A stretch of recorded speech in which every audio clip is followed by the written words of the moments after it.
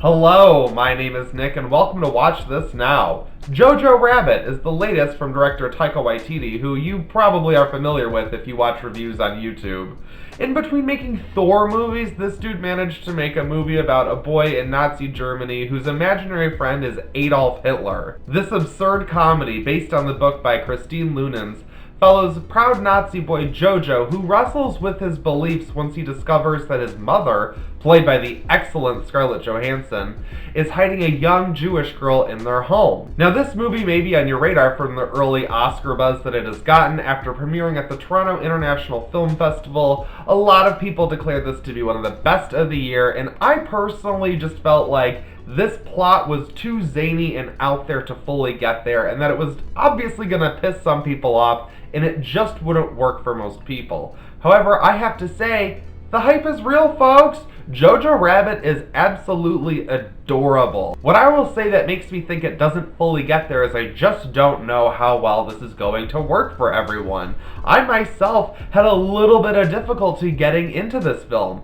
As it played, I ended up sucked into the storyline and became so tangled up with the characters of the film that I had so much fun with it. However, I noticed that there were portions of my theater that was laughing, and then some silent portions. That is something that I'm noticing with a lot of these movies that are called Oscar contenders this year. A lot of them, I think, are films that will play differently to different crowds. And I think we're gonna have a good mix of films that has all moviegoers going, oh, that sucks, why is that here? But that's great. It's going to be really interesting to see how this plays out. Where I think this film really shines and deserves to be in the conversation is just how well and confidently it is helmed by Waititi. I have to admit, I am not the most familiar with his work. I have seen some of What We Do in the Shadows, and I skipped Hunt for the Wilderpeople, so honestly, I kind of feel unqualified to talk about film at all, but yes, I loved Thor Ragnarok. I thought he did such a good job with that, and I kind of would like to see his take on just about anything. So I had a feeling that he was going to be able to take this really loopy plot and turn it into something really charming, and that's exactly what this film is. It is exceptionally charming. From the performances from the kids to the overall feel of the film and the wackiness of Waititi's performance as Adolf Hitler. Even if you don't love this movie, you can see how it would work for others. I mean, the idea of a young Nazi kid whose imaginary friend is Adolf Hitler, who pops up and starts talking to him at random times, a little bit of a hard sell. Exactly how do we view that as a family comedy? But it is, because the strong message underneath it all is conveyed to us as audience members in a very well executed way. It isn't ham-fisted or in your face. In fact, it almost feels like going to this extreme story would be the best way to tell this kind of message. I think that's actually very important for any viewer, really, to get this message, because really what it's about is dealing with maybe being sold some bullshit. And how do you as an individual handle your own beliefs? I think that this is a great opportunity for everyone to be self-reflective after watching Jojo Rabbit. You shouldn't need a movie to be able to do that, but if this is what it takes, hey, I'm glad this movie exists, and I'm glad that it's in the conversation. Again, where I think this is going to work for some and not for everyone is just the tone balance of this film. And if we were just living in this absurd world for an hour and a half to 2 hours, I could see you just getting into that mindset and going. However, this film does pause to remind you how serious World War II was. And there are some really dark and horrific moments. There are about 3 points throughout the film where anytime you get comfortable in how fun this film is, something happens that makes you go, oh yeah, because Nazis. I personally got into the film and settled into it and really enjoyed as it played out. Taika Waititi is hilarious as imaginary Hitler, surprisingly. I kind of thought it was going to be a little hokey and wasn't sure how I felt about, the director taking this role. And then I found out that he couldn't get anyone to play the part, so he just had to do it himself.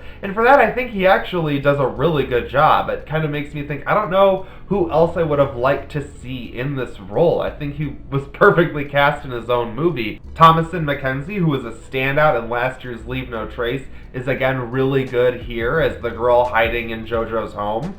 I think she doesn't have a whole ton to do. She has a little bit of emotional work, but there's a lot of hiding involved, although she does have one big scene where I think she does a really good job, and overall she seems to just be a solid actress who has a promising career ahead of her. Roman Griffin Davis, a name I didn't have to look up to remember because I saw it on the screen and said that's the dopest name I have heard of in forever, plays the young Jojo, and he does an exceptional job of carrying this film. I think that this will be a memorable film that will hold up over several years because of the performance of Davis.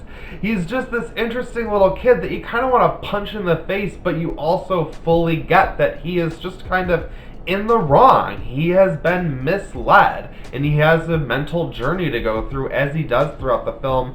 And it's honestly, again, really charming to watch it unfold. Scarlett Johansson, who I know has already been getting some buzz for Best Supporting Actress, I thought, could she really? I mean, she's great. I love ScarJo, and I certainly hope she gets all the Oscars. But I just had a feeling it was going to be a typical supporting mother character. She's really good in the scenes that she has. I don't want to talk about the film at all, of course, because you don't want to give any developments away, but as things play out, you really feel her character's impact on our main character, exactly as that mother character should, and I think it really helps the overall experience of the film. And also she has some of the funniest bits. She just has such good energy in this film. You know, as a Marvel fan, of course, as all of us are, I think sometimes we're like, ScarJo, you're just here to do your action scenes, and it's whatever. It's really nice to see her in a role that gives her the opportunity to be as effervescent as she can be. It feels like she's been waiting to perform, and she does perform the hell out of this small role. And honestly, I wouldn't be mad if she slipped into the Academy Award nominations for Best Supporting Actress. I don't see her winning, but I wouldn't be mad if she was in the top 5. Jojo Rabbit is a weirdly whimsical film that is all kinds of crazy and all kinds of sweet. You're gonna have to decide for yourself whether or not this movie is for you. Honestly, I would say see it for the fun of it. Go in expecting an absurd comedy. It doesn't work perfectly for me personally, but I did really enjoy, especially the strong points I really liked. I have to point out the friendship between Jojo and his friend Yorkie. There's just little bits where they get together throughout the film, and they are just like the cutest scenes that are so funny. They have the funniest little lines and back and forth. It's just great. That alone, I think, is worth watching it for, and Scarlett Johansson's performance.